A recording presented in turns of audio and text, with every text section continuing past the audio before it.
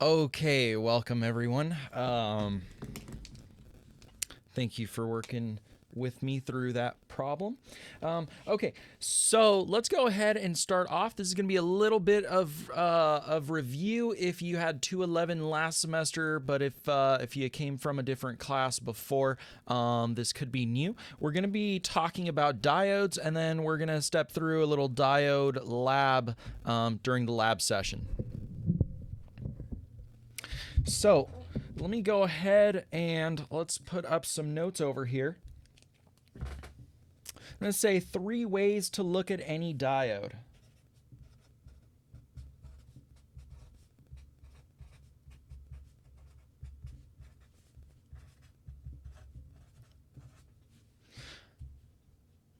Why are we on automatic focus?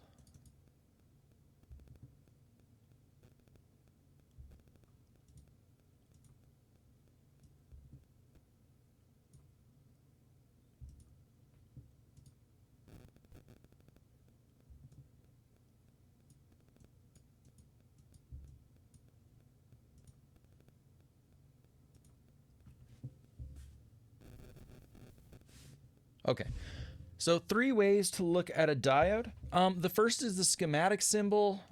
We're still on automatic focus, and it's not letting me manually set that. Still having problems.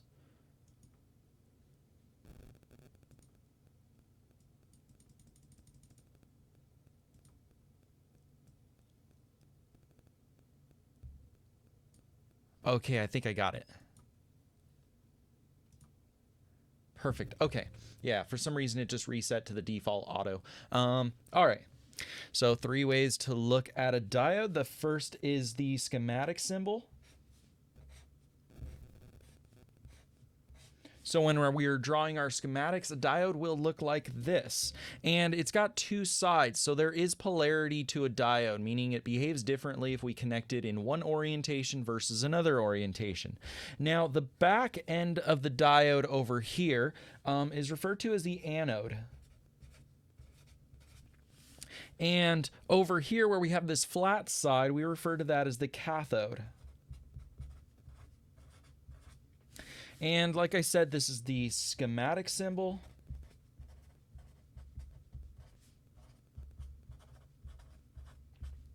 But if we're working with a physical diode, then the physical device will typically look like a cylinder with a white band on one side to denote the polarity, or in this case, to denote the cathode band. So I call this the cathode band, and for some reason that just rings in my head and I remember it that way. So this is the physical device.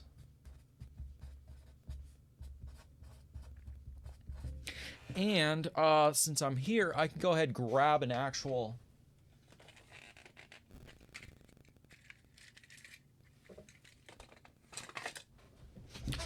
diode, and you can see what it looks like. Okay, so a little hard to see, but you can see there's a little white or silvery band on one side.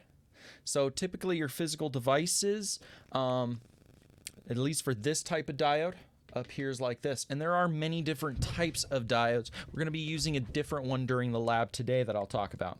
The third way that we have to look at a diode is the actual semiconductor physics. And to do this, we represent it with a junction diagram.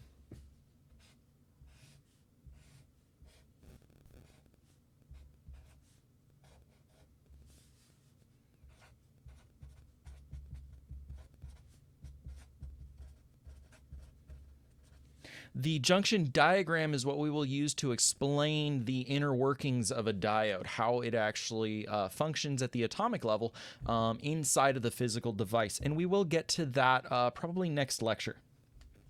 Okay, so you can think of this as more of the physics on the silicon.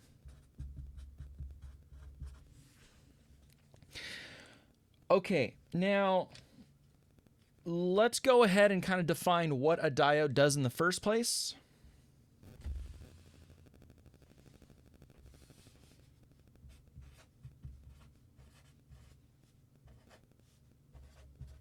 Diodes only allow current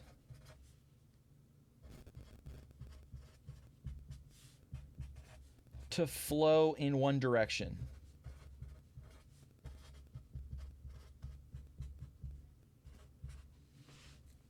Okay, so if we go ahead and draw a constant voltage source,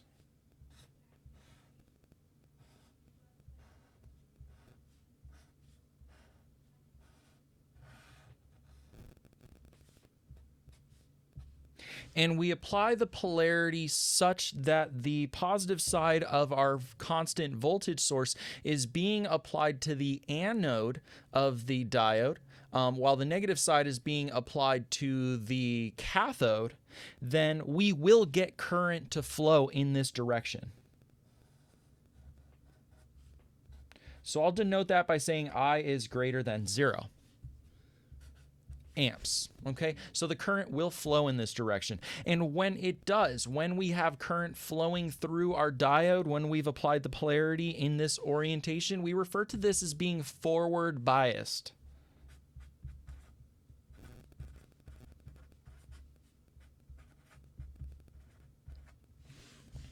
Now, to compare this, if we go ahead and flip the orientation of the diode, or flip the polarity of the voltage being applied to said diode,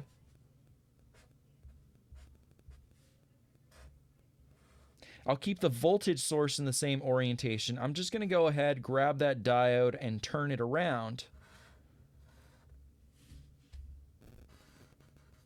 We will not get any current flowing through it. Or we can go ahead and say that I is equal to 0 amps in this case. And when this happens, we can call this reverse biased.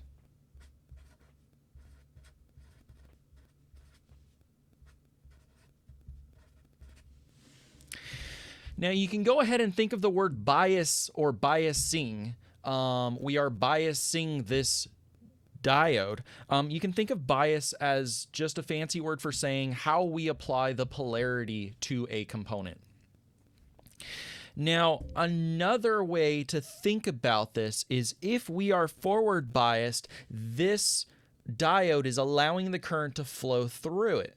So we can treat this or think about this as a closed switch.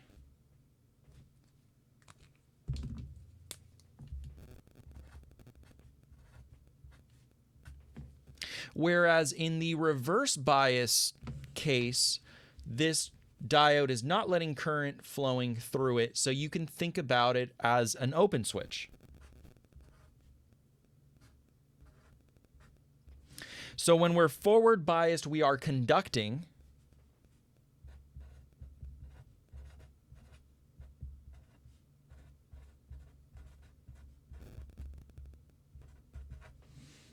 And when the diode is reverse biased, behaving like an open switch, the diode is not conducting.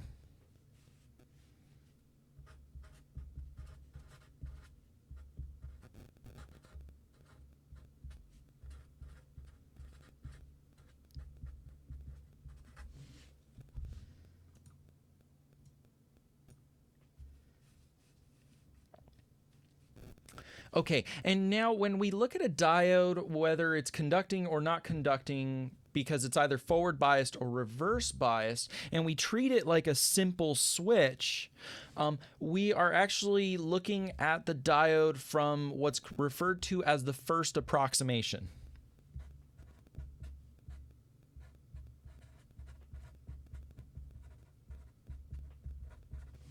Same thing over here. This is to a first approximation.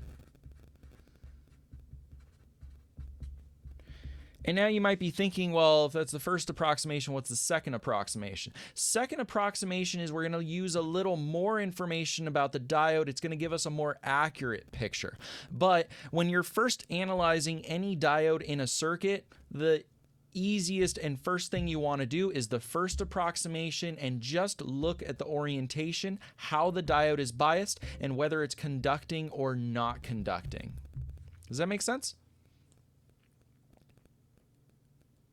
I'll take a yes in chat. Perfect. Okay, now another way to look at this closed open switch situation is to think about this like a resistor. So if we have a closed switch, how much resistance is that switch behaving like? Or how much resistance does that diode look like it's given us? 100 ohms, 500 ohms, a mega ohm, 0.2 ohms. Just give me your guess over in chat. Closed switch, allowing all the current to flow through it, offering little to no resistance. Okay, so over here you can think of this as R being equal to 0 ohms. Does that make sense? Right? Okay, and if our diode is not conducting, if it is reverse biased, then it is behaving like a resistance with how many ohms?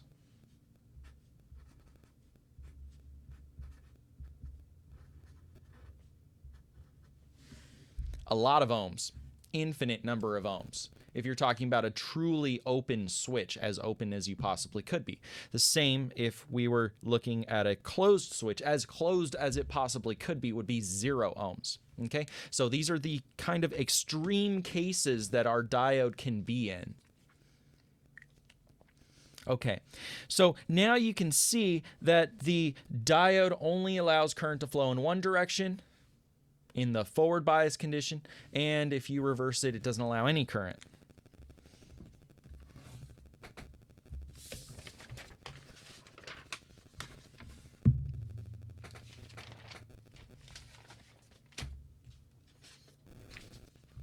Now, for my example, I'm going to go ahead and use an LED, and that's what we're going to be using in the lab. An LED is an acronym for light emitting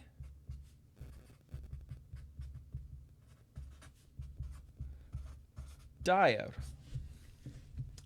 Now, a light emitting diode, if I go ahead and grab one over here,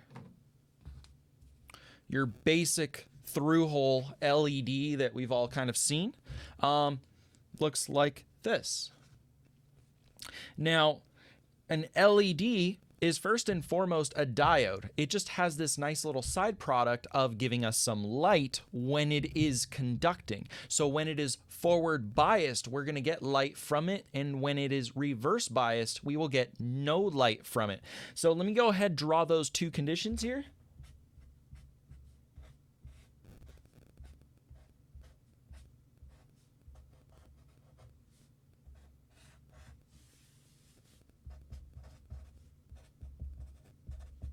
Now, the only thing that changes for the schematic symbol for an LED is that we put this little ray of light coming off of it. And so if we are forward biased,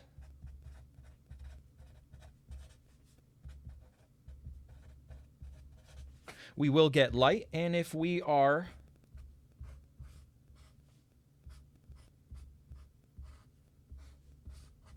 reverse biased,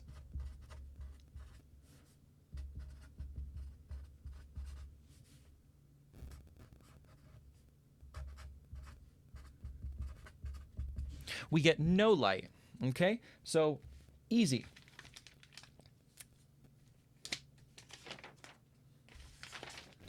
However, there is one more thing that we need to take into account, and this is kind of where we start leading into the second approximation, which is that every diode has this characteristic.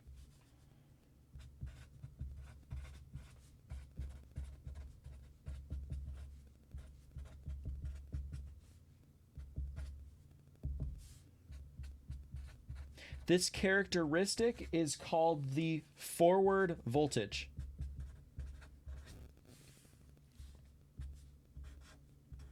We denote it as V sub F for the voltage when it's forward biased. Okay, and this is a characteristic. If you go ahead and open up a data sheet for a diode, it's going to go ahead and tell us what that nominal value should be, what the average forward voltage for that particular diode is. So if I go ahead and switch over to a data sheet for this diode, so let me go ahead, kill this cam, and I'm going to go to the website. And for today's lab, if you scroll down, you're going to notice I included a data sheet for some particular diode. And if we open that up and look at it,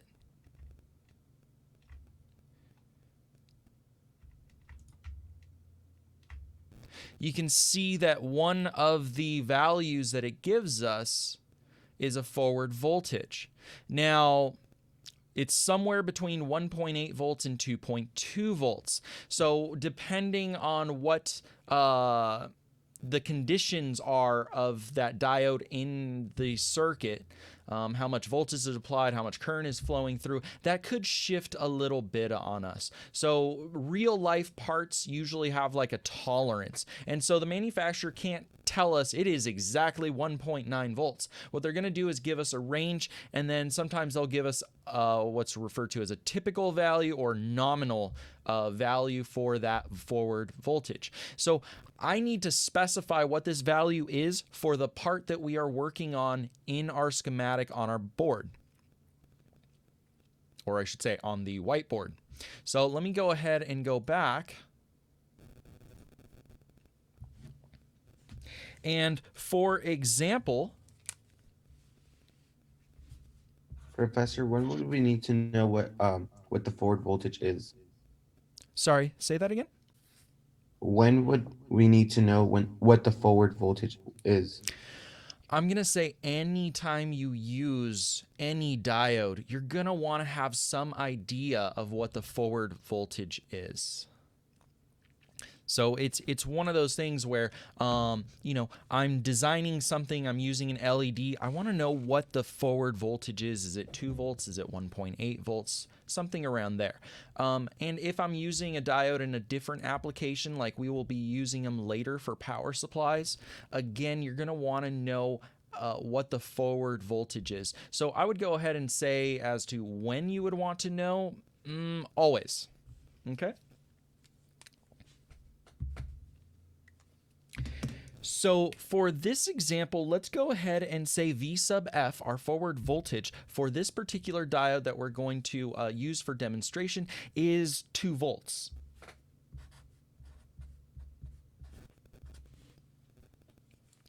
Okay, so now we have a little more accurate of a diode that we are working with, or at least a little more accurate of a description of what kind of diode we're working with.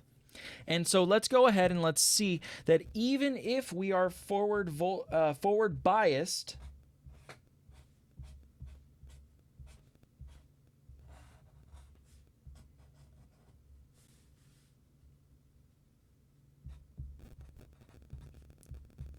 so we have our polarity hooked up correctly such that we are pushing current in the correct direction such that this diode is going to be conducting.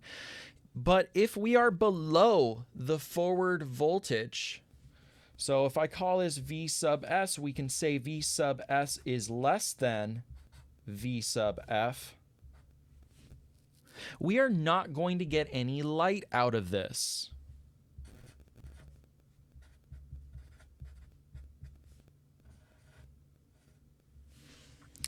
In other words, this diode is not conducting.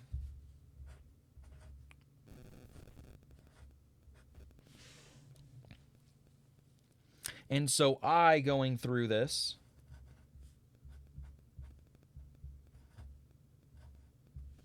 equals 0 amps. Okay, so this is not conducting.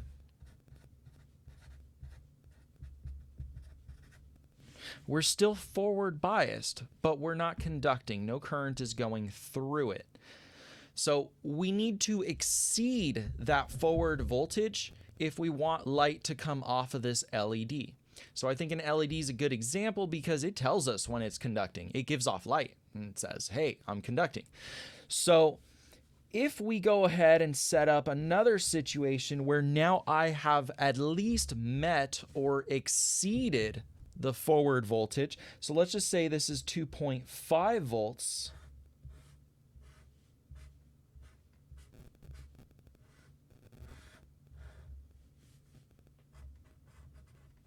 Yes, we are going to get light.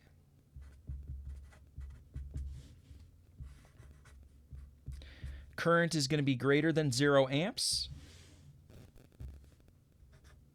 And if I call that V sub S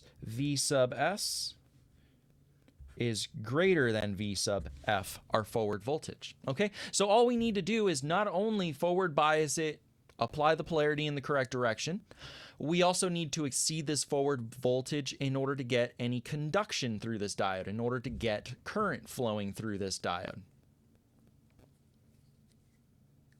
Everyone good there? Any questions?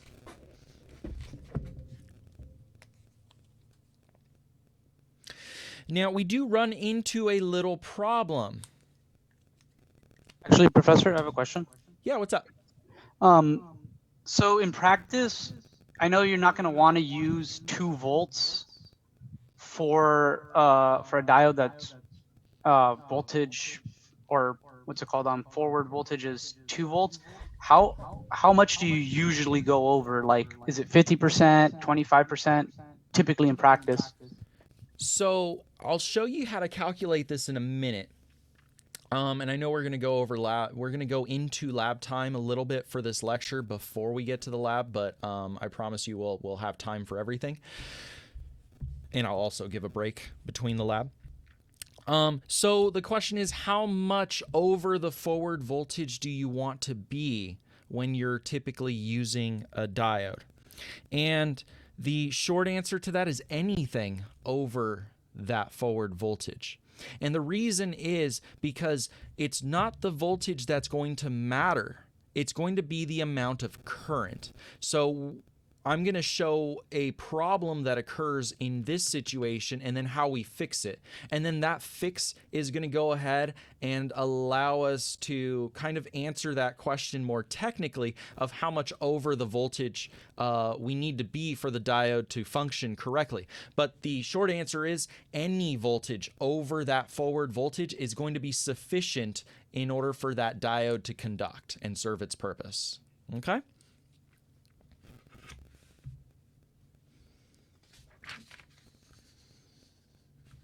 So let's go ahead and let's see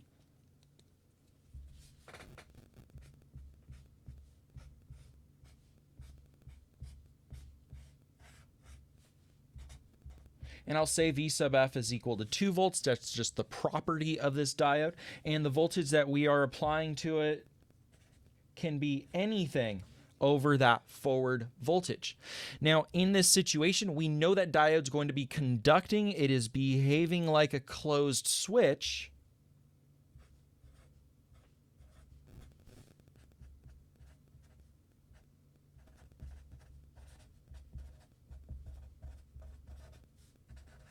So I'll say forward biased and conducting.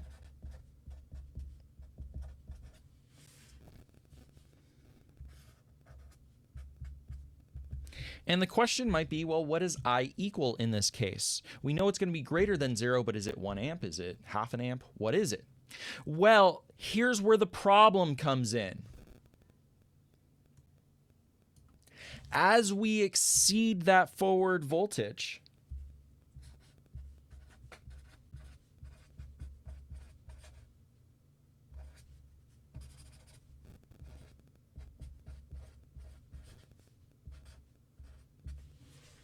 the resistance of that diode, just like a closed switch, is going to go towards 0.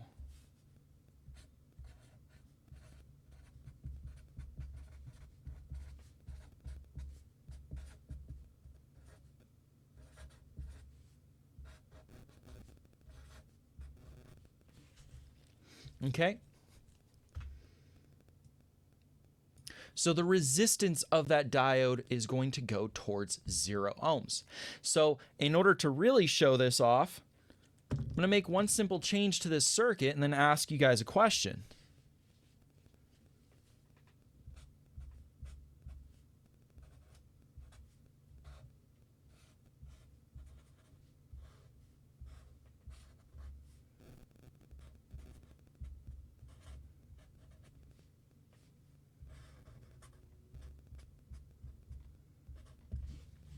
What does I equal if the diode is behaving like a 0 ohm resistor? Infinite. Infinite, right? Look at Ohm's law.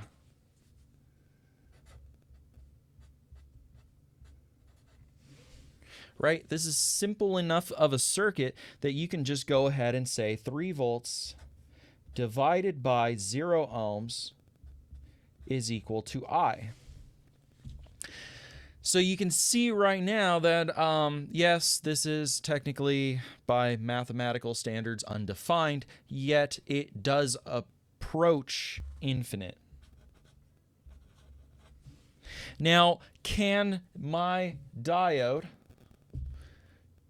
do you think I can put infinite current through this guy? No, of course not.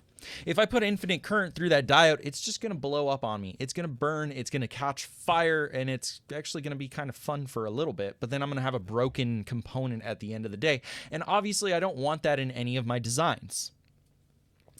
Now, as well as the diode not being able to take infinite current, can my voltage source supply infinite current? No. If I have a battery that's powering this, that battery is going to go ahead and start heating up and it's going to burn out on me. Or if I'm using a benchtop power supply, which I'll use in the lab, the benchtop power supply won't be able to deliver infinite current. And so the benchtop power supply is going to burn out on me, or at least hit the fuse and break down.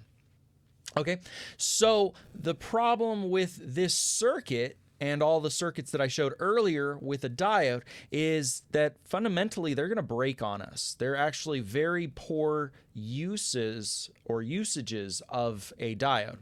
Okay, so there is a way to fix it. Anybody care to take a stab at it? How we can fix this situation?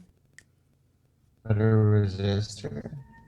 Yeah, add a resistor. What, in parallel with it? Series. In what?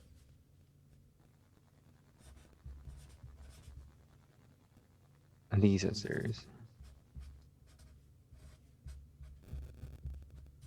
So let me go ahead and say in this case, diode will break. But we do have a fix for it. And that fix is going to be to add a resistor in series.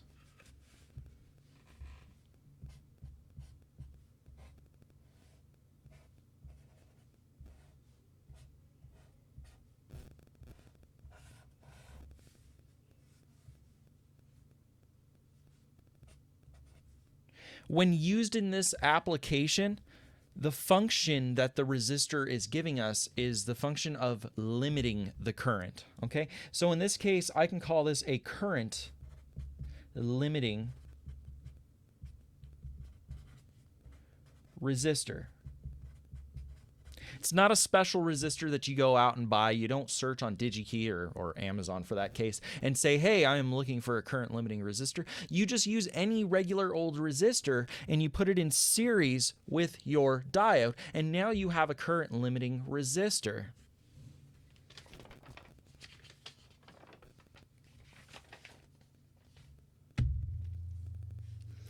Now, once we do this, even when this diode is conducting and behaving like a closed switch and acting like a 0 ohm resistor, we still have this resistor that's in series. And if you remember, resistances in series add, so whatever the value is over here gets added to 0. And when you calculate Ohm's law for this, all of a sudden now you have some resistance there that's limiting the current through it.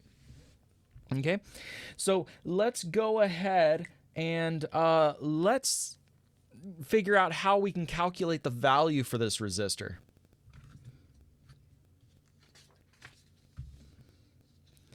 And we're going to have a couple of unknowns over here.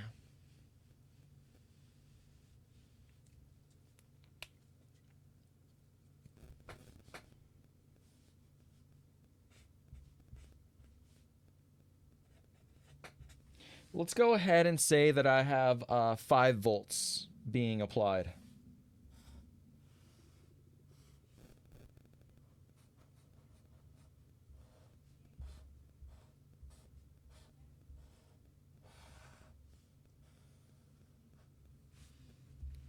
Now we're going to use the same diode we've been using, our LED with a V sub F equal to 2 volts.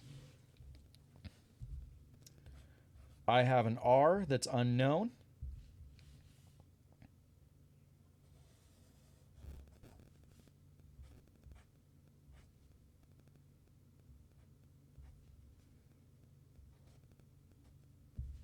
I have a current that's unknown. I also have a voltage drop across my resistor.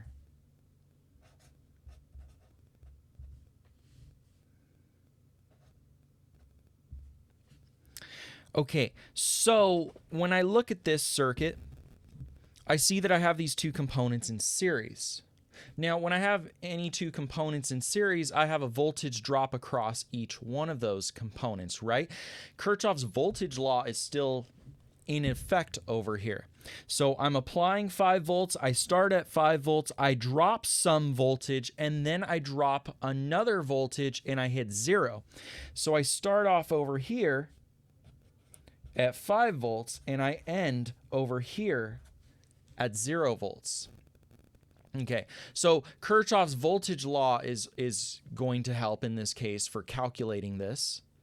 What about my voltage drop across the diode? As it turns out, the voltage drop across the diode is the forward voltage.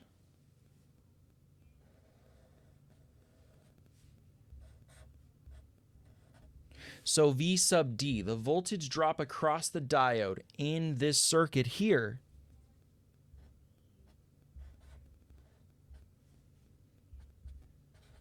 equals 2 volts. And this is true anytime the diode is conducting.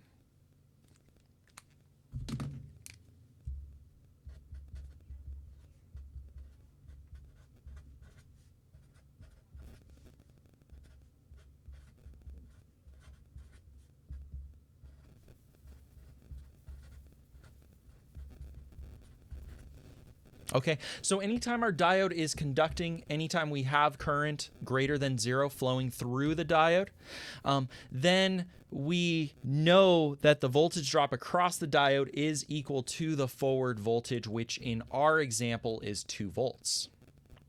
Okay, so we're actually pretty close to being able to calculate everything about this circuit. Let's go ahead and now look at the voltage drop across the resistor. If I'm applying 5 volts and I drop some voltage across the resistor, and then I drop some voltage, specifically 2 volts, across this diode, and I end up at 0 volts, what's my voltage drop across the resistor? 3. It's 3 volts, right? So I'm at 5 volts, I drop 3 volts, and then I drop 2 volts, and I'm at 0. So I'm just using Kirchhoff's voltage law.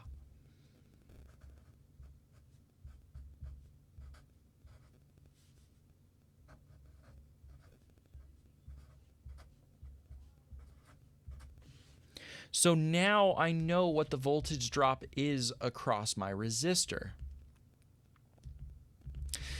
Now, I only have 2 things left that I would need to know. How much current is flowing through it, and what's the value of this resistor?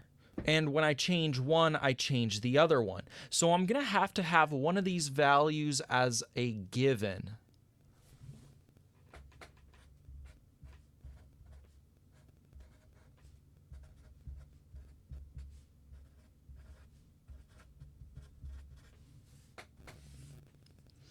Okay, now the question becomes, well, which one's given? And that's all kind of a function of your application when you're using the diode.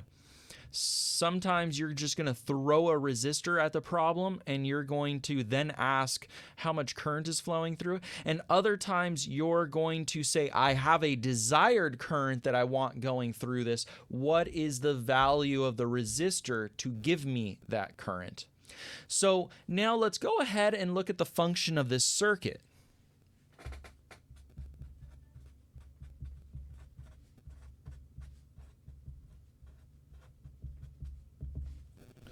Now, the function of this circuit, I'll go ahead and tell you, it's just to give off some light.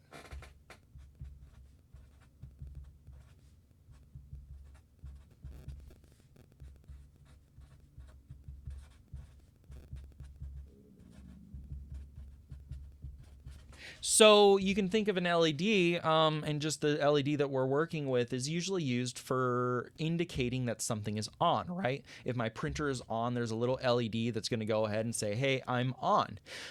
So the only function of this circuit is really to provide indication. And so we're going to have to say what current we want through it. And for an LED, the amount of current equals the brightness.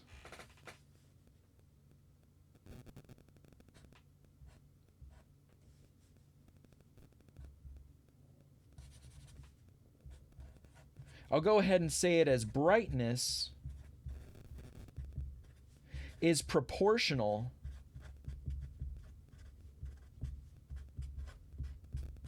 to current. So as the current goes up, the brightness of this LED goes up. Okay, and then, so now this kind of begs the question, which is, well, if my only function is just to provide indication, how bright does the diode need to be?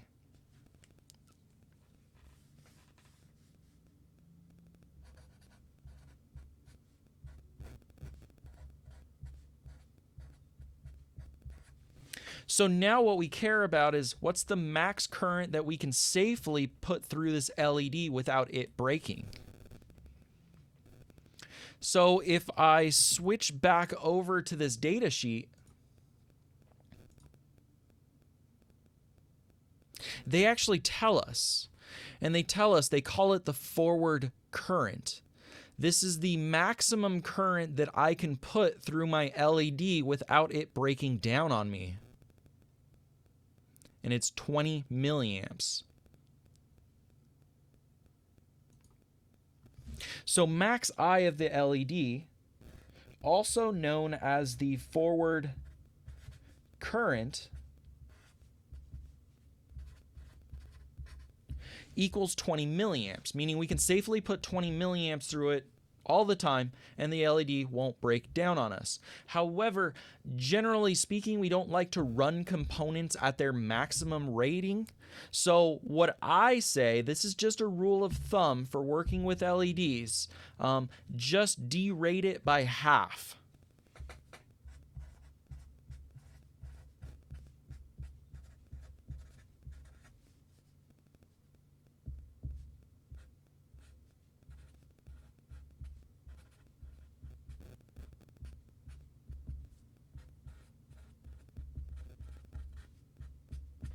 Okay, so I'm just saying half of max I is our desired current. So in other words, our desired current is going to be 10 milliamps.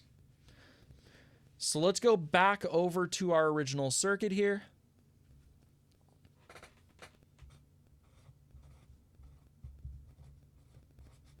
And I'm going to say desired current is equal to 10 milliamps. Okay, so now I have a fully formed question. I want 10 milliamps going through this series circuit, and remember that current is the same at every point in the series circuit. So I have 10 milliamps going through this wire, 10 milliamps going through this resistor, and 10 milliamps going through the diode before the current returns back to the minus of the voltage source. I know that the voltage drop across this resistor is 3 volts. We already calculated that. I know that the voltage drop across this diode is 2 volts. So now can I go ahead and calculate what R should be equal to in order to give me a current of 10 milliamps flowing through the circuit? Yes. Well, all we have to do is use Ohm's law over here. So now this problem just reduced to a very simple Ohm's law problem.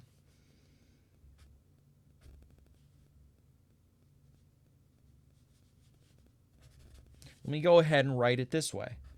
V equals IR. And the V across the resistor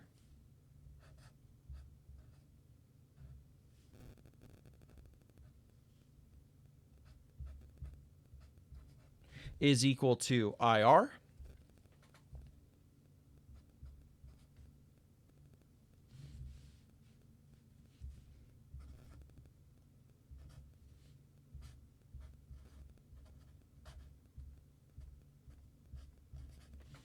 gives us what the resistance value should be. In this case, 3 divided by 0.01 is going to be equal to 300 ohms.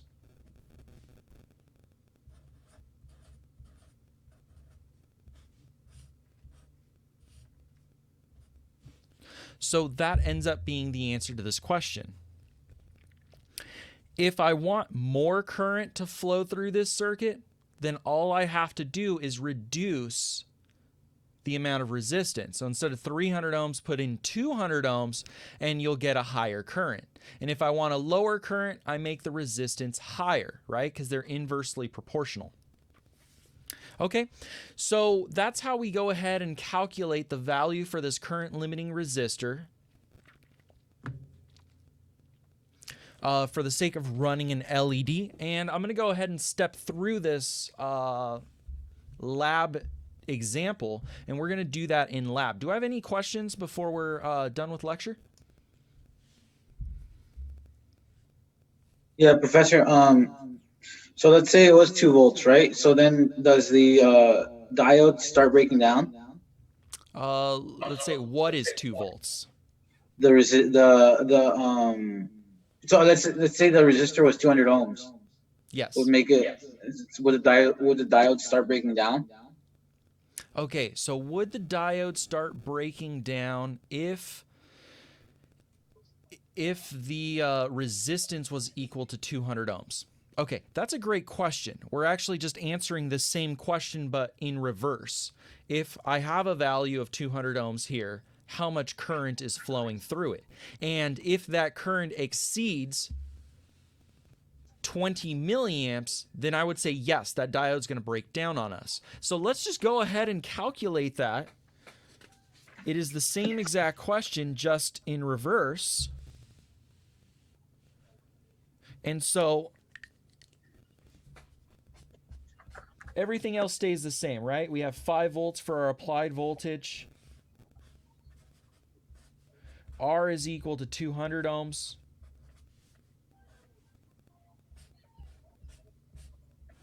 We're using the same LED, the same diode, so we have a V sub F equal to 2 volts. Current is the same at every point in a series circuit. So I is equal to what? This is all we need in order to fully answer this question. And so now let's go ahead and let's figure what this is. Okay. First thing we need to answer is what's V sub R? What is it? George, you asked the question, so you're going to help me answer this one. It's going to be V sub R. I'm honestly confused. You put me on the spot. That's okay. That's okay. Don't worry about it. Okay, let's go ahead and run through it. I'll tell you, well, the rule that's going to help us is Kirchhoff's voltage law. What's our voltage drop across the diode? 2 volts. because the voltage drop across the diode is equal to the forward voltage. So now So can you the tell me what V sub R is? 3 volts. 3 volts, right? Yeah. Because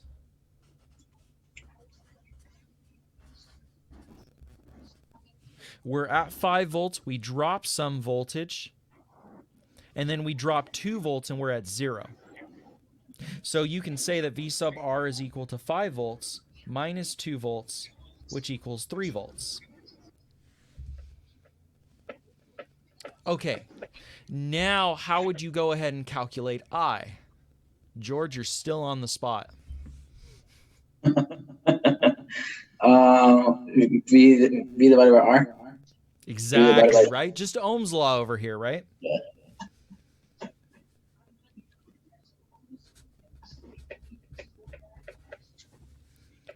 So I is equal to 3 volts divided by 200 ohms.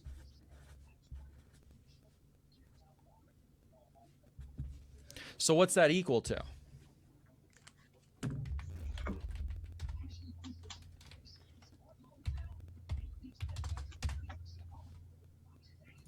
.015 or 15 milliamps. 0.015 amps, which is equal to 15 milliamps. And the max current was equal to 20 milliamps. So now you can tell me, is this diode going to break down on us? No. Nah, it's going to work just fine. It's going to be really bright, though. And that may be a good thing. I don't know. It depends on the situation that you're running it in. Okay? So I think that's a great question, and it allowed us to do basically the same example, just run it in reverse. So I think that's good for everyone. Okay? Are there any other questions?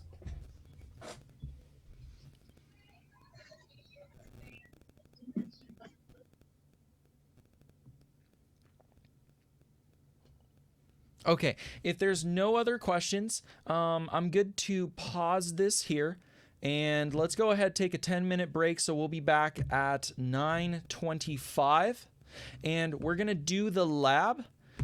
And working on this lab is going to be essentially me doing the physical prototyping, and then everyone kind of collaborating with me and recording their own values, and then they're going to turn in the lab next class.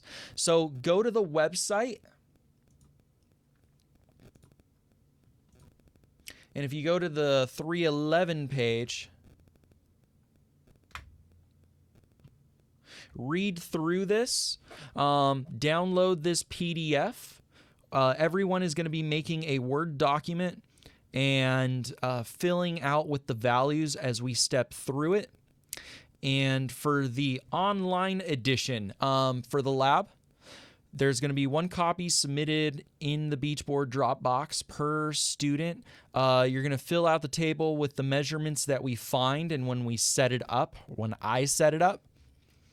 And then you're going to answer the questions, and we'll go ahead and do an LT Spice model for it. I will go ahead and I will walk everyone through it. Okay? So we will be back at 9:25. All right? I will see you guys in a minute.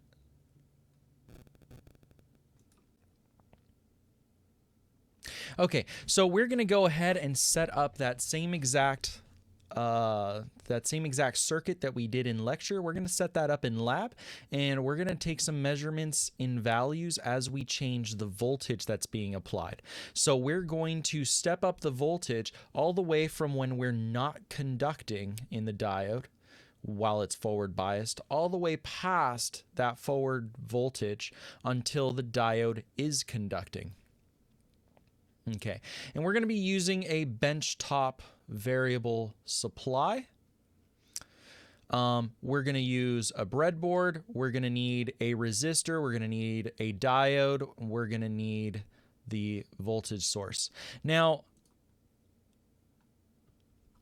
we're going to start that voltage source at 0 volts, and we're going to gradually increase it, and we're going to take measurements of the total current, right? Current's the same at every point in a series circuit, so we're going to measure the current going through it.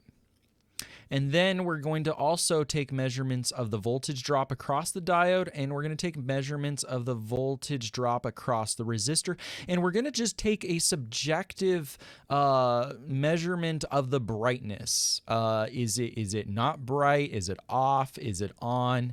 Is it a little bright? Is it dim? That kind of thing.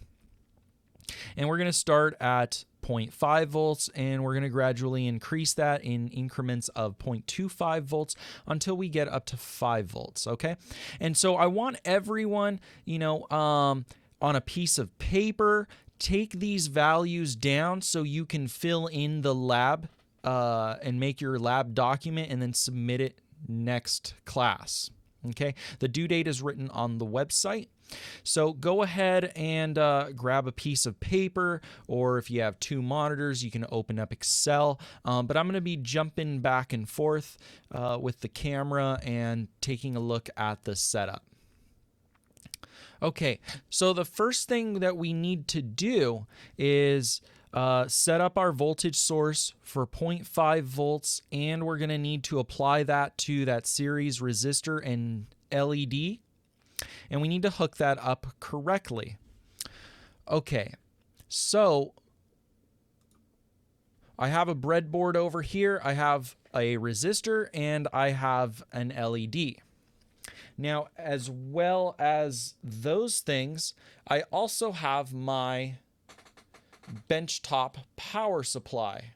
So I'm going to be using this guy to supply the voltage to the circuit. I have 2 wires that come out. These are referred to as banana jacks. And those come out to just a couple of wires. A black and a red alligator clip. So I can just clip them on the circuit. So let's go ahead, let's take a look at this breadboard.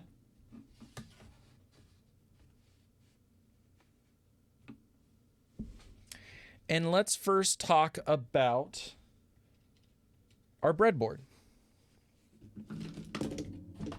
As we know, this is connected to this one. So these are all connected in one line, but it isn't connected to the adjacent rows. So if I want to hook up a resistor where both sides of the resistor are not touching each other, I just pick 2 different rows. So I'm going to place this down into my breadboard.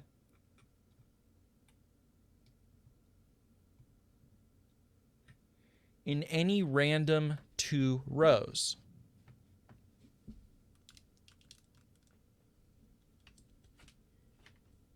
Okay, hopefully everyone can see that okay.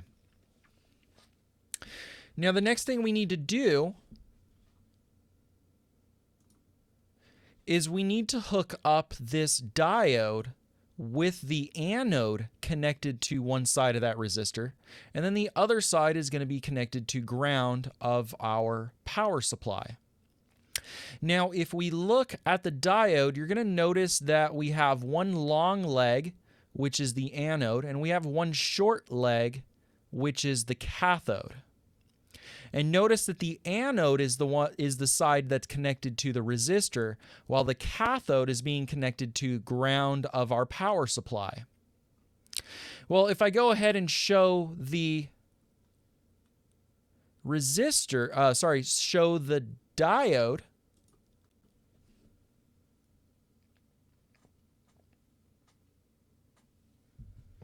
I have a long leg on the left and I have a short leg on the right. And the long leg was the anode. That's the side that needed to be connected to the resistor. The other leg is going to be connected to ground. So what I'm going to do is I'm going to attach the long leg, the anode, to the same group of 5 that the resistor is connected to.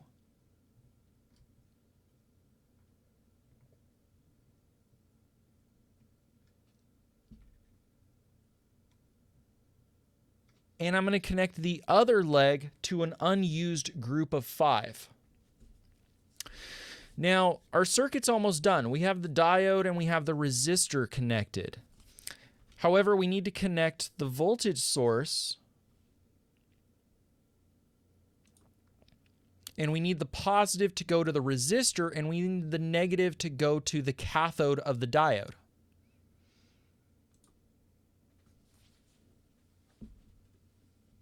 The negative is the ground, correct? Yes, exactly. So now the red side of my power supply is the positive, and the negative is the ground, or that's the black cable over here. So I need the positive to go to that resistor.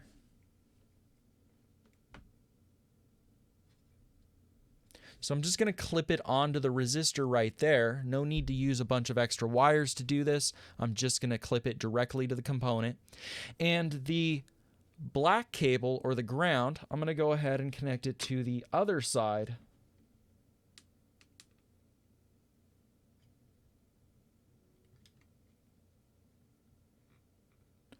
of the LED.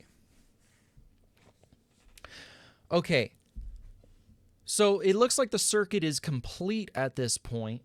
I do need to just turn on my benchtop power supply. So let me show you what that looks like, and we need to set that benchtop power supply at 0.5 volts.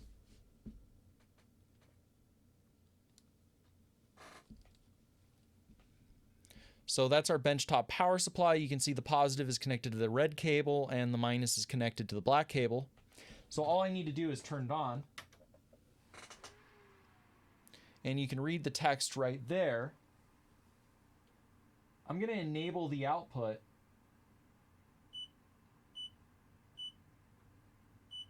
And I'm going to set our voltage at 0.5.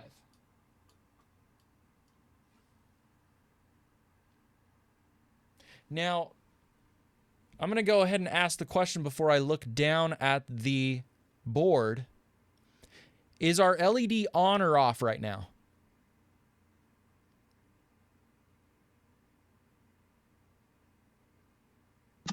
It's off. It's off, right? Why is it off? V is less than VS.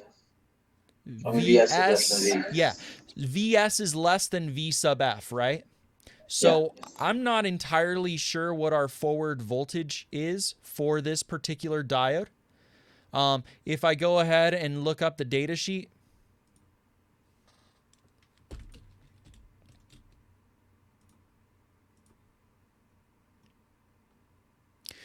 our V sub F should be somewhere between 1.8 and 2.2 volts. We're definitely below that. So our diode should not be conducting right now. Hence, we have no light coming off of it. Sure enough, the LED's off. Okay. Now, before we start taking our measurements, I just want to show the case when the LED is on. So, what voltage should the LED be on at on the benchtop power supply? Just give me some 1.8. voltage. 3 volts? 1.8. 1.8 volts. So 1.8 is right there where V sub F is. To safely turn on this LED, I do want to be above V sub F. So let's just use a voltage like 2.5. So I'm going to set this at 2.5.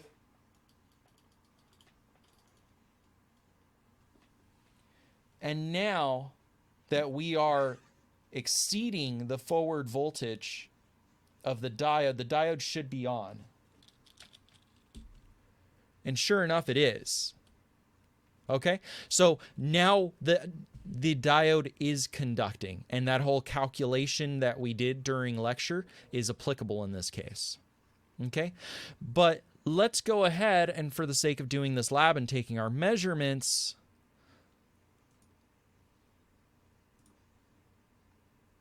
let's go ahead, set our V sub S back at 0.5.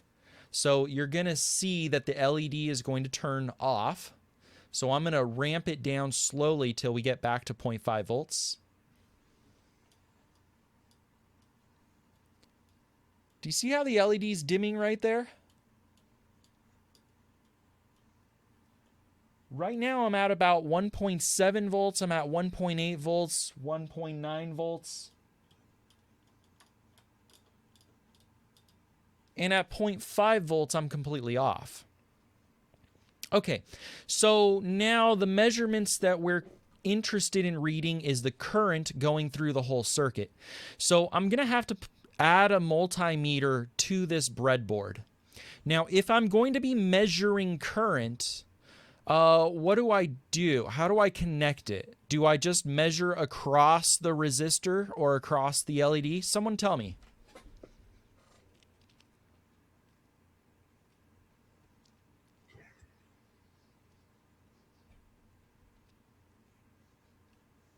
Couldn't you do either? Because it's current the same. I can measure at any point in the series circuit, but remember for voltage, I always measure voltage across a component, whereas current, I measure through the components. So for measuring current, you always have to cut the circuit and put your multimeter in series. So I'm going to use this big red multimeter over here, and I'm going to put that to milliamps.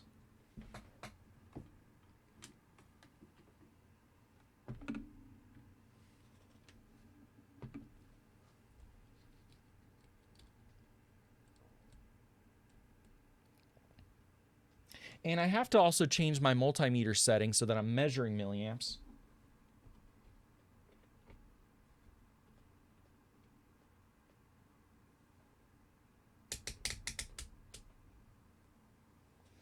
And I'll set the dial to milliamps. And now I need to cut my circuit. I'm just going to cut it over here at the top, where the positive side of our voltage source connects to the resistor. And I'm going to connect that to one of our probes from the multimeter. I'll just do that.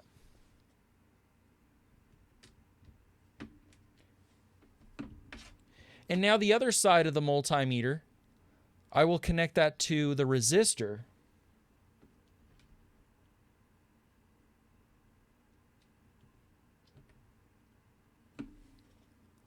And now I have the current running through the multimeter. So all I've done is snipped the circuit and put my multimeter over here. And now the electrons, to get through the resistor and through the diode, they have to go through the multimeter, and the multimeter can now count them.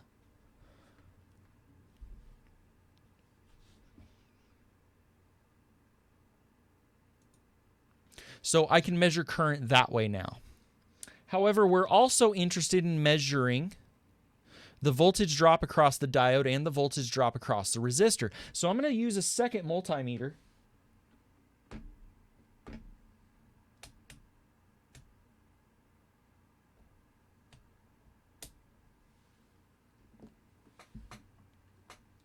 And my second multimeter, I'm just using regular probes. Since I'm measuring voltage and I'm just going to probe across the resistor and then probe across the diode, I'm not going to bother with using alligator clips or anything like that. For current, it's incredibly useful because I don't have to hold things with my hands. But for measuring the voltage, since I'm going to jump back and forth between the resistor and the diode, I'm just going to probe it, okay? Everyone with me thus far? Yes. Who's playing their guitar?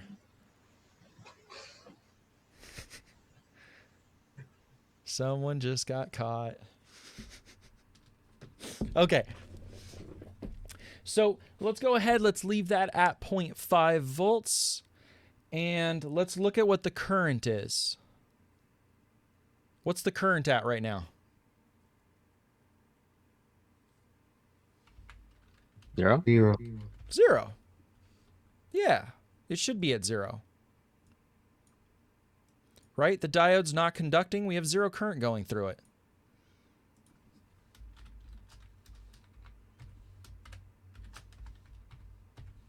Would that be current total? Yep, that is current total. So at 0.5 volts,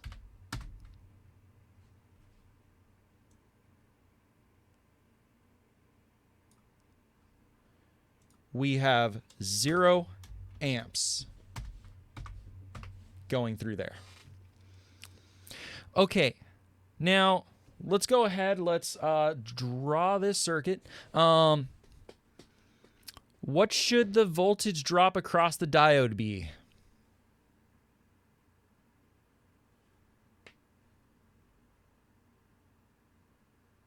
It's not 0. What's the voltage drop across the diode? Remember, this is an open circuit.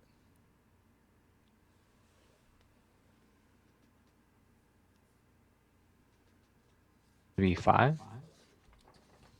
It should be 0.5, right? This is one of those little traps that people fall for all the time. And I'm going to go ahead and draw this out.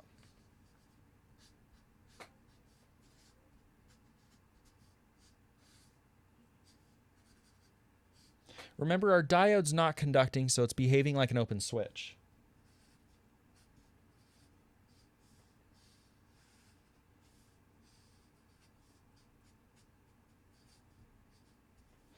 Current equals 0 amps.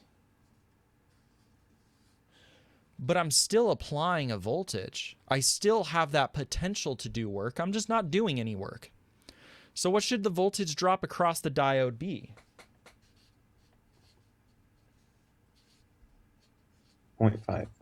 0.5 volts, right? Okay, so let's go ahead and let's see if that is indeed true.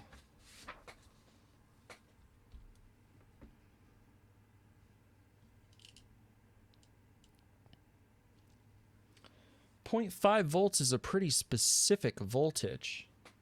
I hope this works. Now I'm going to go ahead and probe with my voltage multimeter. That's the one on the left. And let's see what that voltage is. Hey, check that out. It's 0.5 volts. It's exactly what I said it was going to be at. Anyone impressed yet? That's pretty cool. Whoa. Yeah, right? Okay. So our diode is not conducting. So for V sub D, it is 0.5 volts. All right, let's check out the voltage drop across the resistor. What should the voltage drop across the resistor be?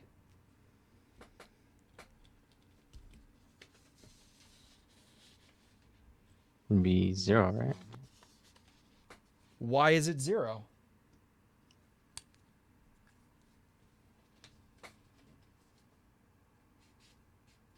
Because it's KVL. Yes. So KVL is absolutely correct here. We're dropping all our voltage across this diode that's open, and the remaining voltage would be 0 across the resistor. However, we also know that we have 0 amps flowing through the resistor. So what does Ohm's law say this should be as well?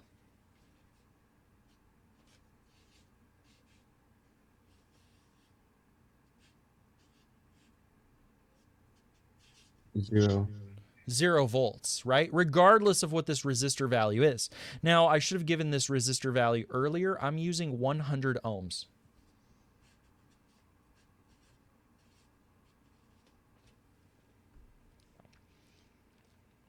Okay, so we know that the voltage drop across the resistor should be 0. Let's go ahead, let's probe that, let's find it out.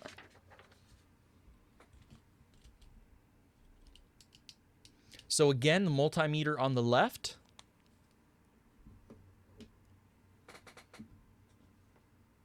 And we're going to measure the voltage drop across the resistor. Yeah, it's 0. Bouncing a little bit. That's just noise in the wires. But it is 0 volts, okay? So we have our value for the voltage, 0 volts. Now, the subjective question of what's the brightness? It's off. The LED's off. Not bright at all.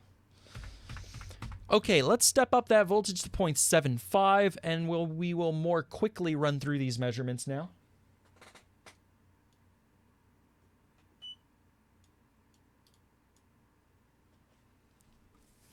Okay, what's the current supposed to be?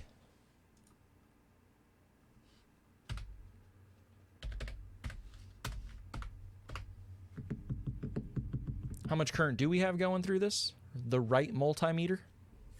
0. 0. 0 amps. Yep. And what should V sub D be now? We're at 0.75 volts applied for the source. It's 75. It should be 0.75 volts, right? Well, let's make sure of that. Again, I'll measure right across the legs of the diode.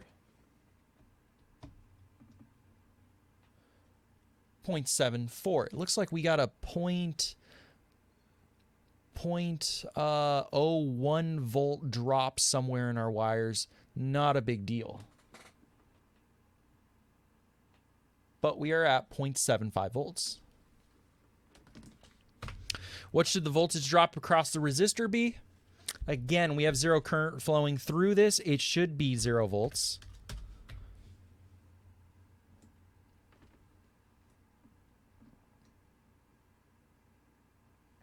And it is. Okay, let's, and the brightness is still off. Let's go ahead, let's step that up to 1 volt.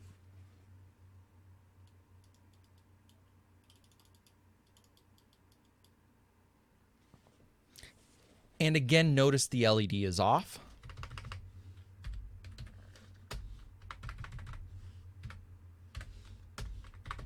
Notice that the current going through it is 0 amps. The voltage drop across the diode should be the same as the applied voltage. The LED is still not conducting. This diode is still off.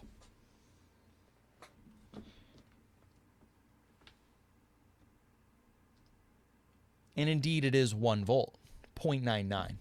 Since the whole point of this is to actually take the measured values for the sake of filling in this table, I'm going to go ahead and put that as 0.99 volts.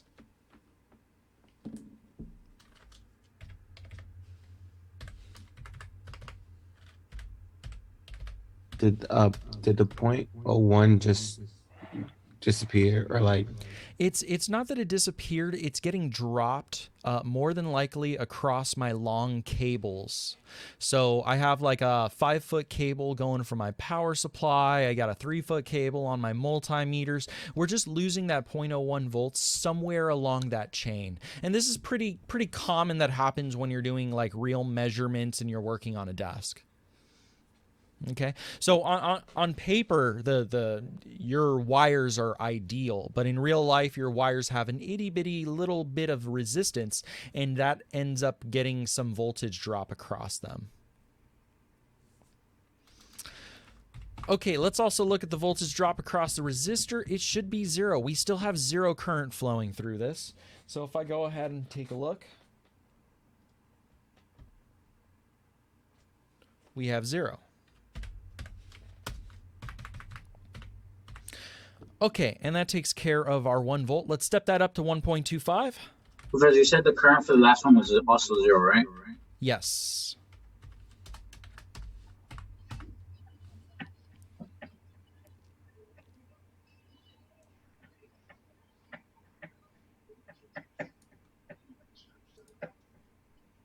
Okay, can everyone actually see the table that I'm drawing up in Excel, or is that too small for you guys?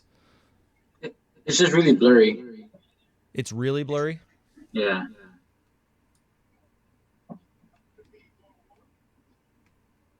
That's better. Yeah, that helps. Yeah.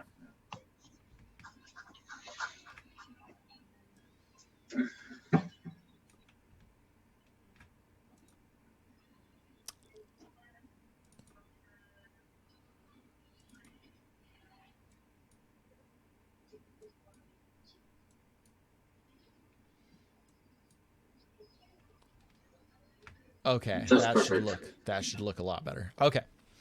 So let's go ahead. Let's do it for 1.25 volts. Is the LED on or off? It is off. It is still off. Okay, what's the current flowing through this? Look at the multimeter over here. We have 0 current flowing through it. That makes sense. The diode's not conducting. I should have 0 current. Okay, what's my voltage drop across the diode? As we know, it's going to be the same as the applied voltage. So I should see 1.25 volts. Let's verify that.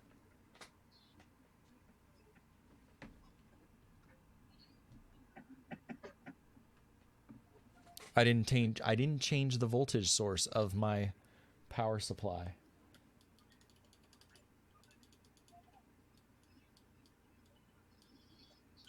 Professor? Okay, now it's set at 1.25 volts. Let's double check that diode. It is still off.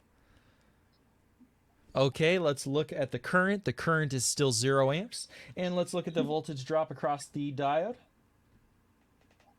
1.24 volts. Okay, so almost exactly what our applied voltage is, and that's exactly what we kind of expected to see.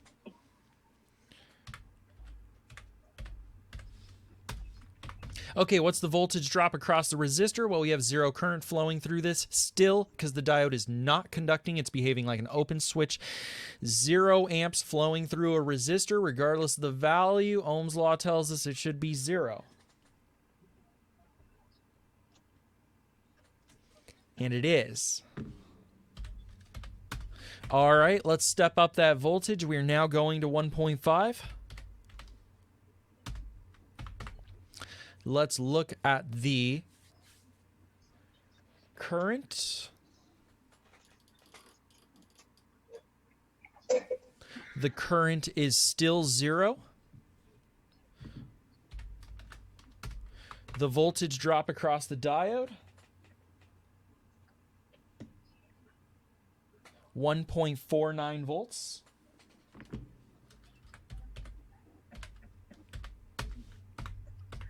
And the voltage drop across the resistor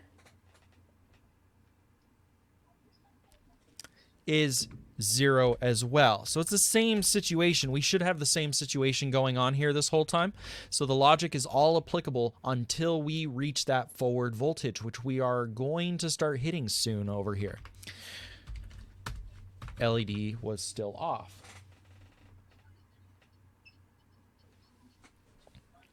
Okay, so let's go for our next voltage. It's going to be 1.75. So let me change my benchtop power supply.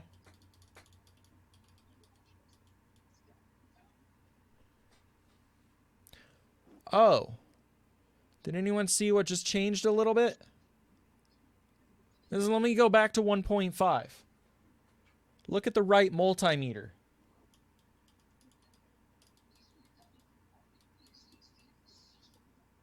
Okay, it's at 0 amps flowing through this, but as soon as I start bumping up that voltage closer to 1.75, notice the current is just starting to go up. We are now at 0.06 milliamps.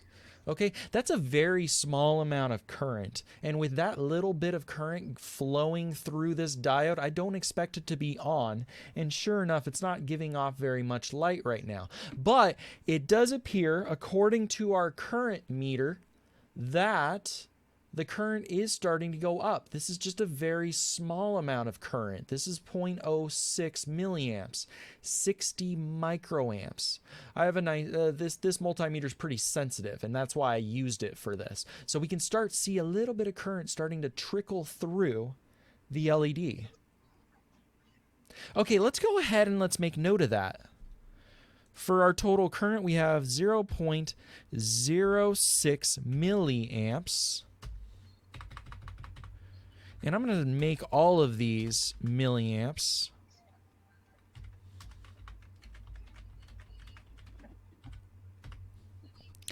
And now, let's find out what the voltage drop is across the diode, see if that kind of makes sense.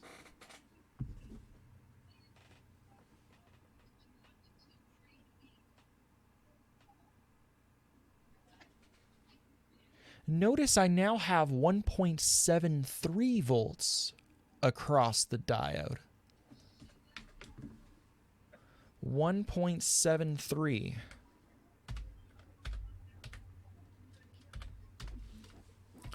Now notice before we even started to see any current flowing through, when we had 0 amps going through our circuit, applying 1.5 volts gave us a 1.49 volt drop across the diode.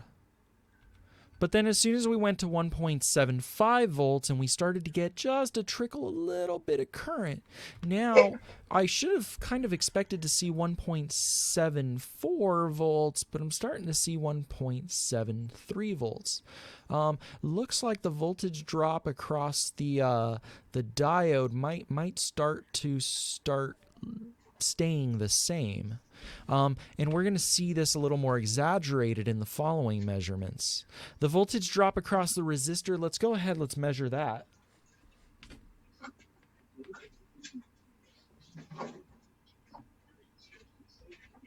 Okay, looks, I'm not sensitive enough to measure the voltage drop. There is a little bit. We do have 0.06 milliamps going through there. If I increase the resolution of my multimeter, am I gonna see? See that? I'm starting to see a little bit. So if I'm not connected, I'm at 0.01, 0.02. I'm floating around. If I measure myself, I have a good amount of voltage across my fingers. 0.08 volts, 0.1.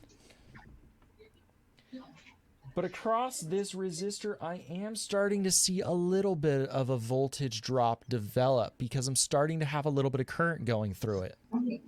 Okay, let's make note of that. 0.007 volts.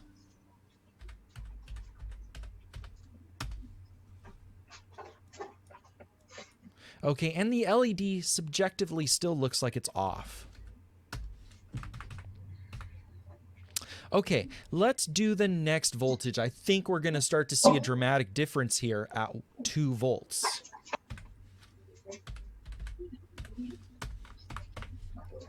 Okay, so I am going to slowly ramp up to 2 volts. Please take a look at the multimeter. What's going to start happening is this diode is going to start conducting more and more. And in fact, we may start to see a little bit of light develop.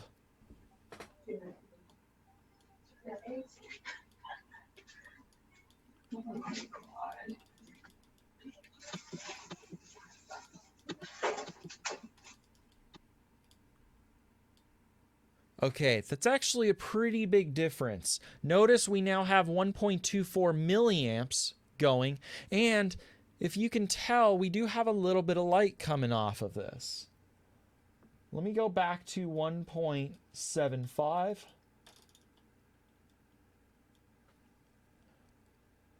It's a little hard to see in the camera, but no light. See that change? Okay, so we have hit the forward voltage. We are now starting to conduct. There is now light coming off. This is all a voltage between 1.75 and 2 volts. I'm going to leave this at 2 volts. And let's go ahead and take our measurements. Okay, the total current looks to be 1.24 milliamps. The voltage drop across the diode,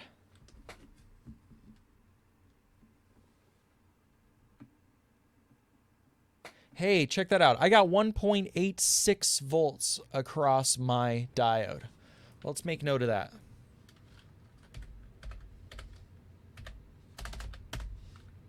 Let's check the voltage drop across the resistor. Now I think we're going to have a substantial value.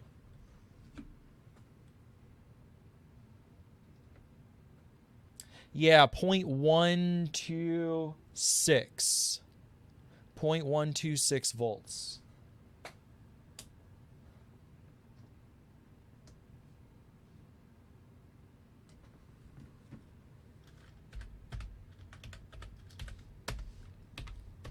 And the brightness, let's go ahead and just call this dim.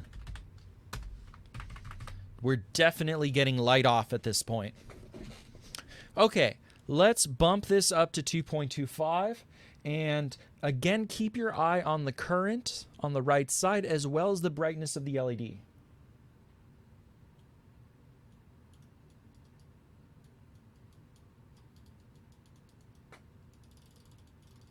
Looks like the LED is getting brighter, and our current is definitely going up. Look at that current as it goes up. 2.25, I am right there at 2.25. And it looks like we are at 3.07 milliamps.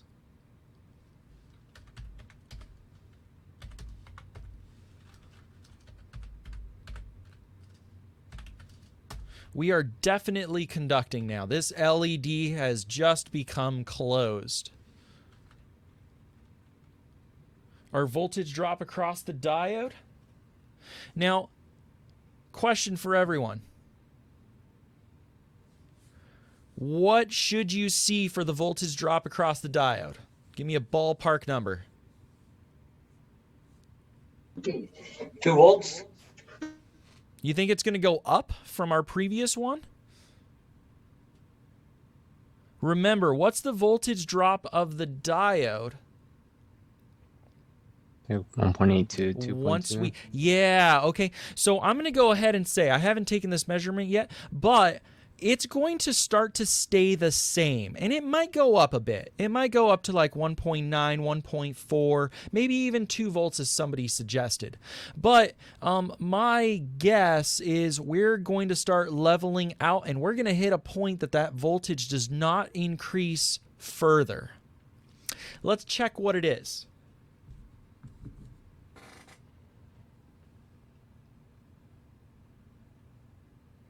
1.9. Okay, 1.91. So it looks like 1.86, 1.91. That appears to be the forward voltage, somewhere around here. Once we do the later values, we're going to see that it starts to stay the same. But I think it's going to stay the same around 1.9 volts, and that is the forward voltage. So let's record 1.91 volts. Let's check what the voltage drop across the resistor is. According to Ohm's law, anybody want to take a stab at it?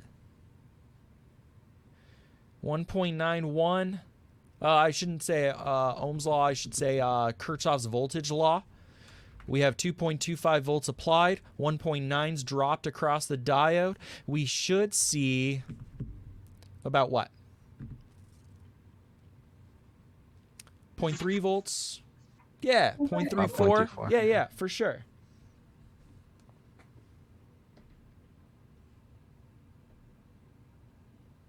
Hey, check that out. 0.3. Kirchhoff doesn't lie.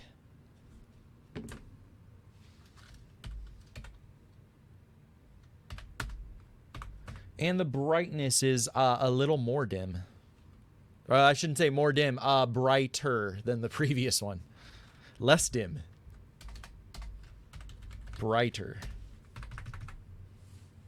Okay, let's step this up to 2.5.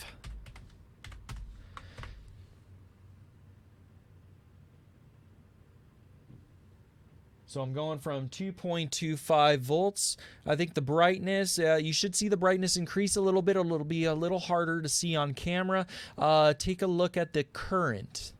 The current is going to start be the driving force in this circuit. We're going to see the current really start to go up.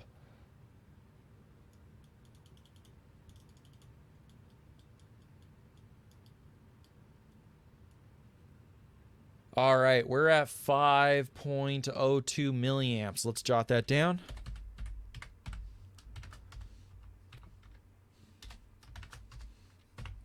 Okay. Guesses on the voltage drop of the diode. Someone just call it out. 1.93. Yeah, right? Somewhere around 1.9, 1.9, 1.95.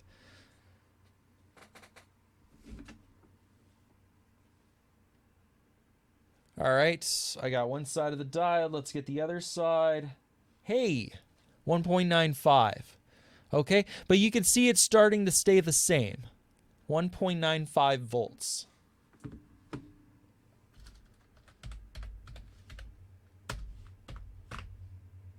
Okay, let's check out the voltage drop across the resistor.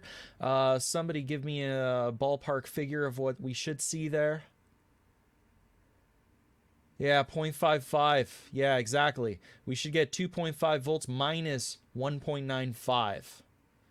So I expect to see 0.55.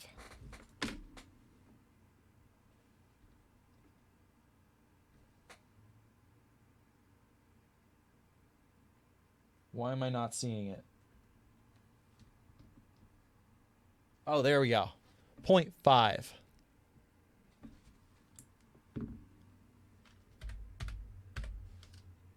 Again, if you're wondering why it's not precisely what the math says, that's going to be because we have a little bit of resistance in the wires and we get some voltage drops over there. So our measurement is not as precise to give us those perfect values, but they are pretty good. These are good values. Okay, the brightness of it, subjectively, it looks a little brighter.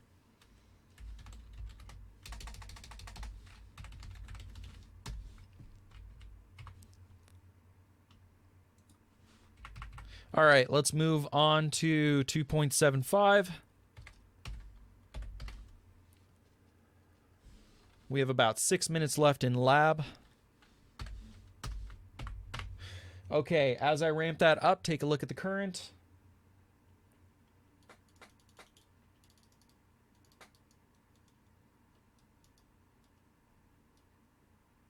Okay, looks like we've shot up to 7.07.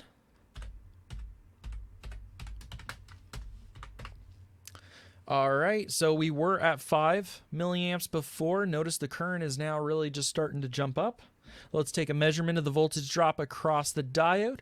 I'm going to give a guess. It's going to be about 1.95 volts, maybe 2 volts, somewhere around there.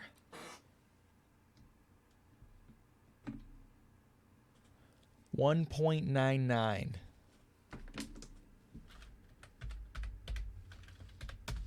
Okay, the voltage drop across the resistor should be all remaining voltage. I expect to see somewhere around 0.75 volts.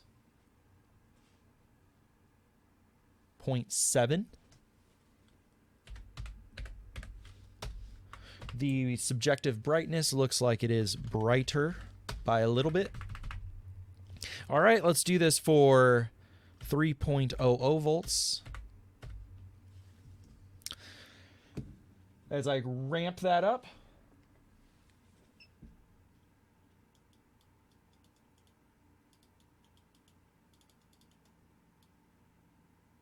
$9.13 milliamps.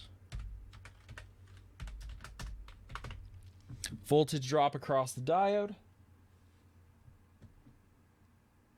2.02.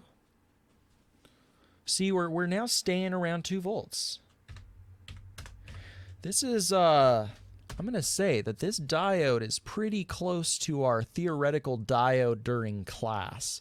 I gave a forward voltage of about 2 volts, and it looks like we're in that neighborhood. We're right around there, 1.9, 1.95, 2 volts. That's why, notice in the data sheet, they don't give a precise value, because it's not a precise value. It changes ever so slightly. If I go back to the data sheet,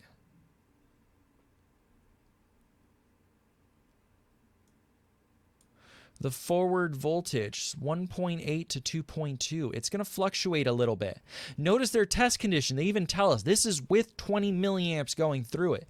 So as the current changes, that forward voltage shifts around a little bit on us.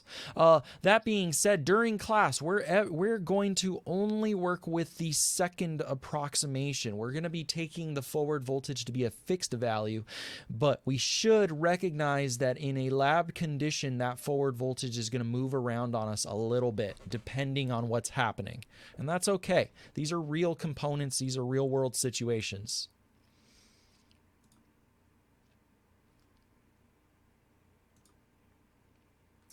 Okay, let's go back over here. Let's take our measurements for 3 volts, 9.13 milliamps. We measured 2.02 volts across the diode, across the resistor. All remaining voltage, I am guessing we're going to see 0.98, 0.95, somewhere around there. 0.91.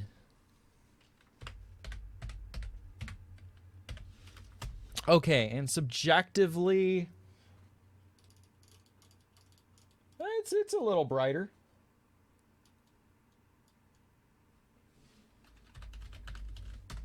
Okay, let's go on to the next 3.25. We got just a couple minutes left. The next one for us is 3.5. No, the next one for us is 3.25. We did 2.25 like 4 measurements ago. No, I think- 3.5. Yeah, 3.5 is the next one.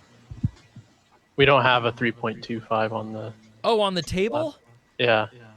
Oh, okay. It's because it starts to not make any difference, so I removed those. Fine, I guess we'll go with 3.5.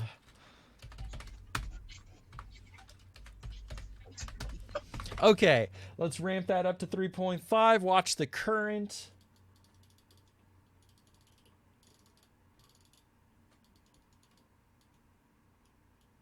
All right, at this point, I'm going to say this diode is fully conducting. This thing is as closed as it's going to get. We have 13.28 milliamps.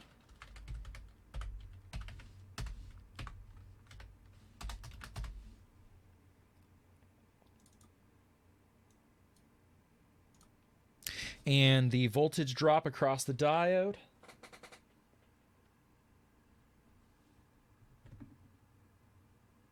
.07.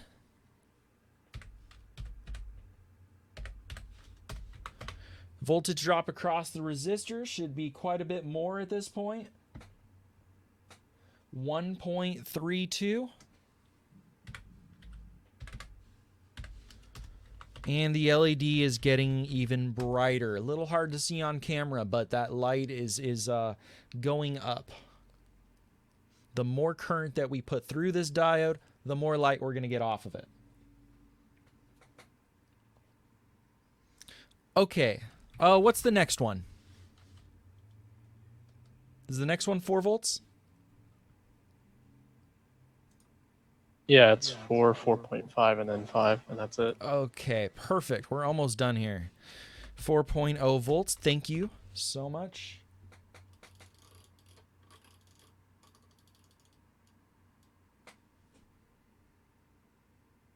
$17.52 milliamps.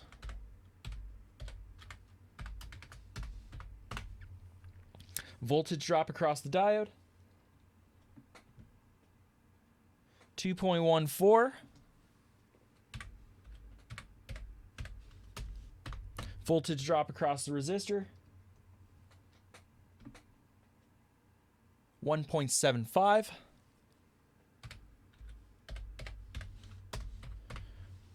Much brighter. Let's go on to 4.5 volts.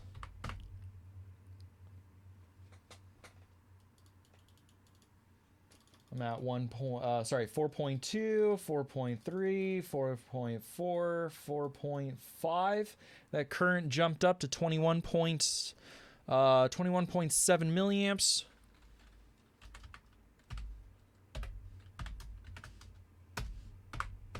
All right, how do you guys feel about putting 21.7 milliamps through this LED? Not very good.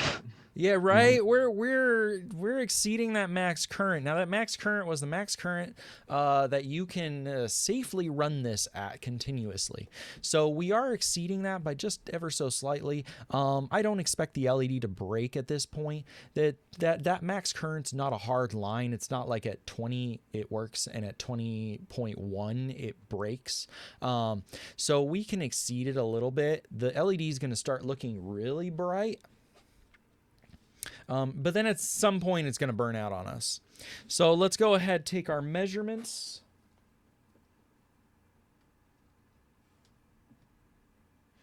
2.19. Let's look at the voltage drop across the resistor. 2.17.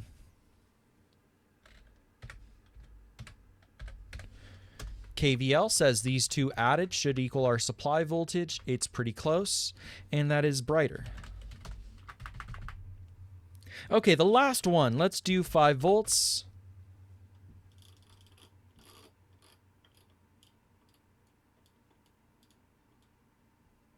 And we are at 25.9. Let's just call it 26 milliamps. Voltage drop across the diode.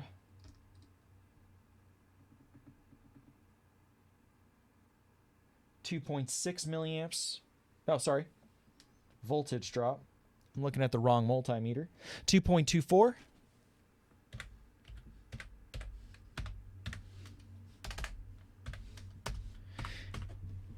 And the voltage drop across the resistor,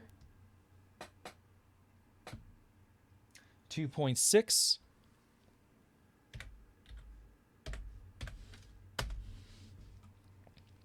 Okay, so that's it for this experiment. I do want to highlight a couple of things on this chart, and then I'm going to reiterate this at the next lab. Okay, now I am not going to make this lab due next class. Okay, I want to have time to run through the LT simulation, do a little tutorial on that. We are going to do that next lab, so hold on to this data, fill out your document, and you can answer the questions at the end.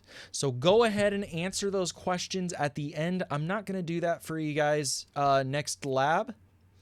Next lab, I'm going to do an LT Spice tutorial just to refresh for everyone. And then you will take the screenshots from next lab. You'll put it all into the one document. Professor, can you like make the LED explode? Sorry, say that again? Can you make the LED like burn out? Oh, yeah, for sure. I'll totally do that. Give me a second just to show off the something I wanted to note about the values.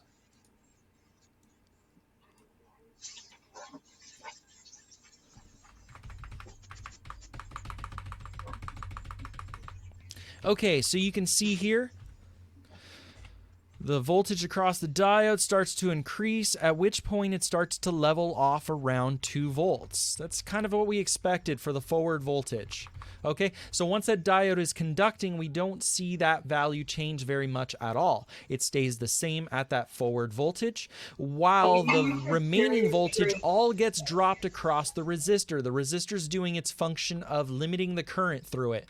We also see that as we hit that forward voltage and increase the supply voltage, we see more and more current flowing through the entire circuit, and with that we get the brightness also increasing. Okay, so those are a few things to note, and that will actually help you answer the questions at the end. Now, I did have a request to break this diode. Okay, so what I'm gonna do to break the diode, Professor, off, before you do that, could you take a picture of the circuit and maybe like attach it to the video file, like at the, when you upload it? Because I want to rebuild the circuit myself. Okay. So I'm gonna post this video because we spent so much time getting this recording thing to work. So I will go ahead and post that video. You can actually grab that from seeing the video itself, and the circuit, you do have that in schematic form on the lab document. So to break the diode, what I'm going to do is first I'm going to crank down my voltage to below the forward voltage. I'm going to set it at 0.5 right now.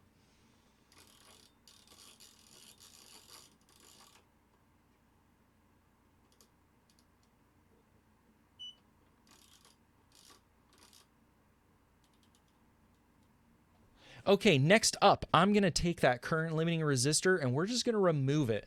We're going to go straight through the diode and we're going to allow nothing to protect that diode from blowing up.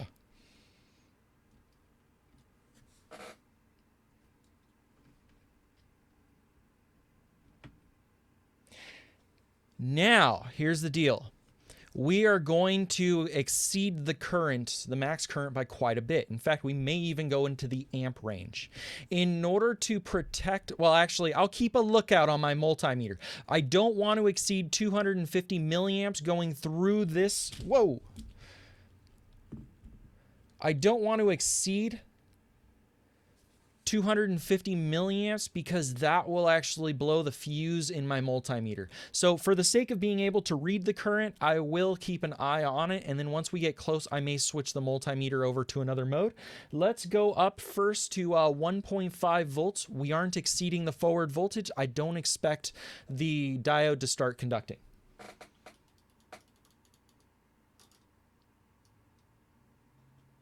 Okay, we're at 1.5 volts and the diode looks to be off.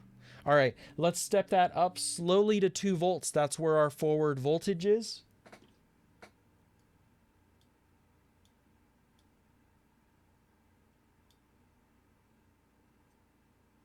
Okay, notice we are at 2 volts. The LED is on and we have 5.3 milliamps going through it. Now, I should say, as the switch is closing, we are starting to get some conduction through there. This is behaving like some resistance, and so it is limiting the current itself. But the problem is, once we exceed that forward voltage by a substantial amount, the resistance very quickly will head to 0, and the current will go through the roof, and we will break the diode. So at this point, safe to say, I'm going to start going very slowly until the thing pops. Notice how much that, oh man, 30 milliamps. I'm increasing this by 0.1 volts at a time. 2.7 volts. We already got 41 milliamps. We're double that max rating. Oh, that's getting brighter. I want to make sure this doesn't hit me in the face when it blows. Let's keep going, keep going.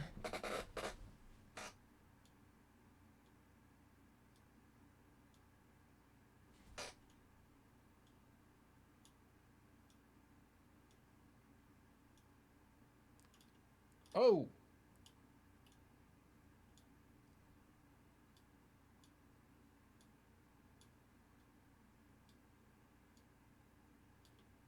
Okay, I'm close enough to the fuse rating of my multimeter, and I don't want to damage my multimeter. I'm afraid if I go a little bit more, I'm going to pass that 250 milliamps very quickly and burn that out. So let me switch my multimeter over to the 10 amp range. I guarantee you 10 amps is well enough to blow the diode. In fact, it's turning yellow. Okay, it's orange now. It was green. It's... Come on, turn back on.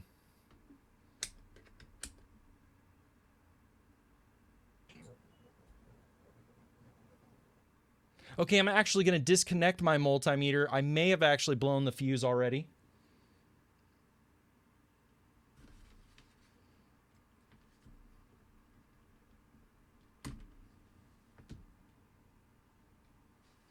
Okay, our LED has gone to orange.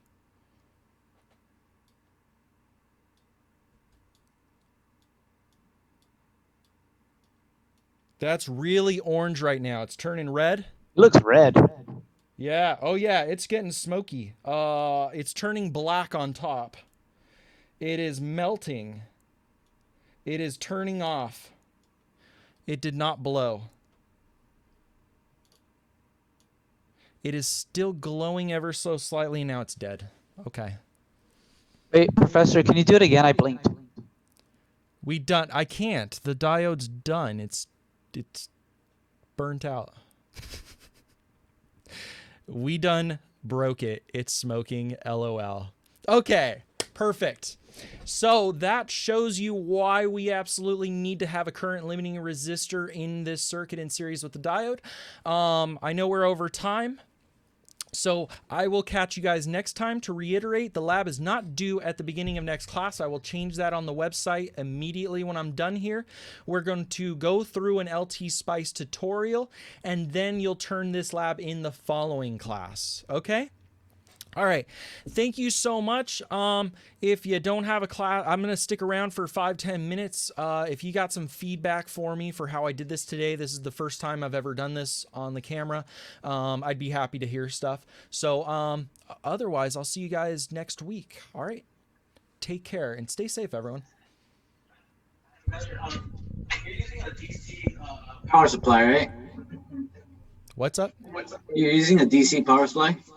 I am using a DC power supply, and it is kind of a nice one that will go up to 72 volts at 1.5 amps. That's actually my precision power supply. I have a precision power supply, and actually, let me turn off the voltage right now. Okay, we're off.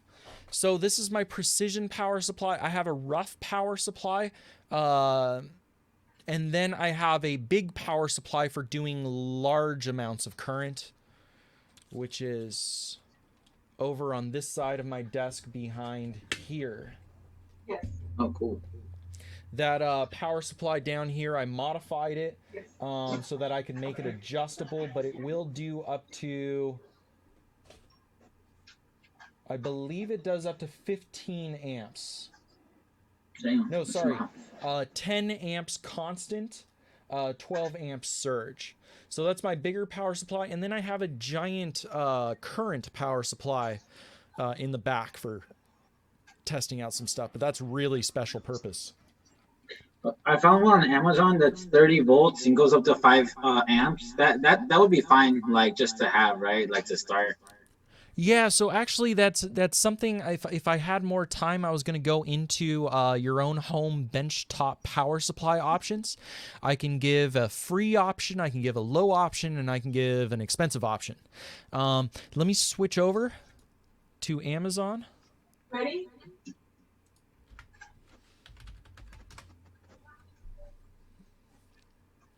Oh, and let me also stop recording.